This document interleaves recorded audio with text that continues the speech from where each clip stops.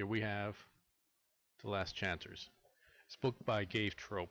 The Last Chancers is a compilation of 3 books and 2 short stories: The 13th Legion, Kill Team, Annihilation Squad, Deliverance, and Liberty. Now, for anybody unfamiliar with the Warhammer 40k universe, and if you're just starting to get into the books and the stories and you want to learn more about the lore and history, The Last Chancers is not a bad way to start. Now, for those of you unfamiliar, The Last Chancers, they are pretty much a criminal legion. And the way the Imperial Guard feel is, if you're a criminal, a war criminal, or just a soldier that disobeyed an order, it will be too much of a waste for you to rot away in a jail cell. So instead, you get put into a legion of prisoners in which you fight for your freedom. Quite literally put into suicide missions when you go up against the enemies of the Emperor. The Last Chancers is just one such legion like that. Now, the Last Chancers in particular, they are the 13th Penal Legion. Penal, I think I said that right. It's Penal, right? And the story revolves around Lieutenant Cage of the 13th Legion. He is under the command of Colonel Schaefer.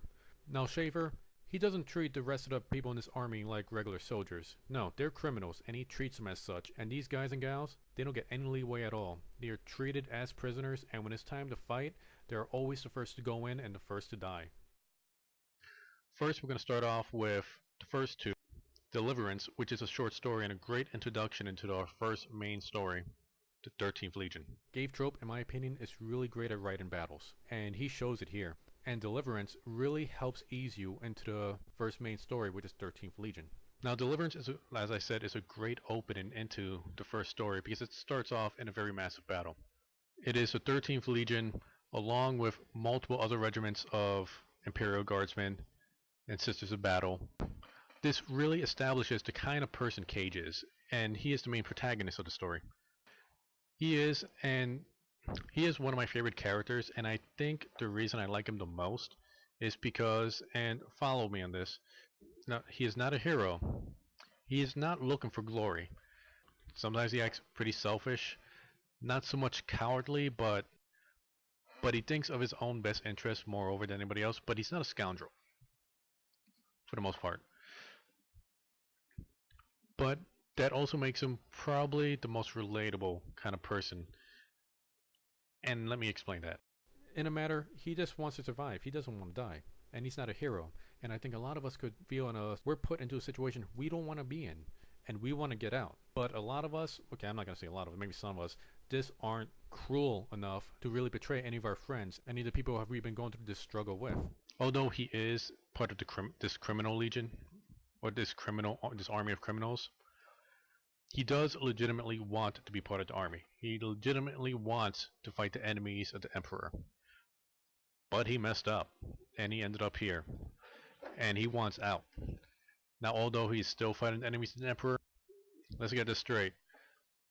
This army, they are designed to die in missions. They take suicide missions, and they are not meant to come back. And he doesn't want any part of that. And he tries everything he can to get out. And it's in that respect that I think it's easy for people to relate to him, not because we're all self-interesting cowards, although I'm sure a lot of people are, but I think it's more of a case that he's a guy that wants to do good, so to speak. He wants to do what he thinks is right, but he just got served a raw deal, and I think that makes him very believable. Now, although I really do like this book, it doesn't mean I have no gripes about it. Now, if you're just getting into the Warhammer universe and you're just picking up the books from the Black Library, there are a lot of great books out there. Personally, I think this is one of them, but it definitely has its flaws.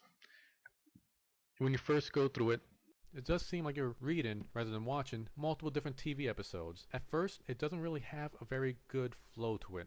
When you go from chapter to chapter, the characters, they're thrown into different situations. It doesn't really seem to have a very cohesive gel to it. Some of the chapters, they feel like filler chapters. It doesn't come till the latter half of the book where everything starts to make sense. And for a good chunk of the first half of that first story, it doesn't feel like it's building up to anything.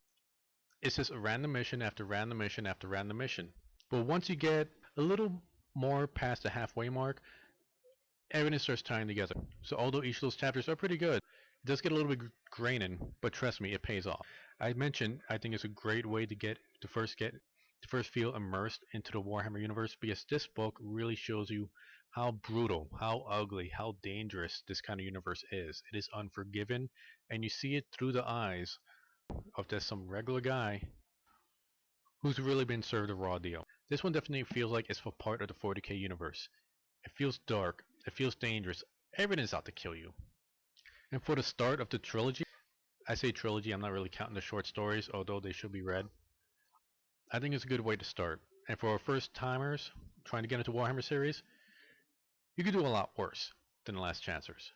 I think this is a good pickup. Now that was Deliverance in the 13th Legion in the Last Chancers Omnibus. Doesn't call itself Omnibus, but I'm going to call it that. And that's just my opinion.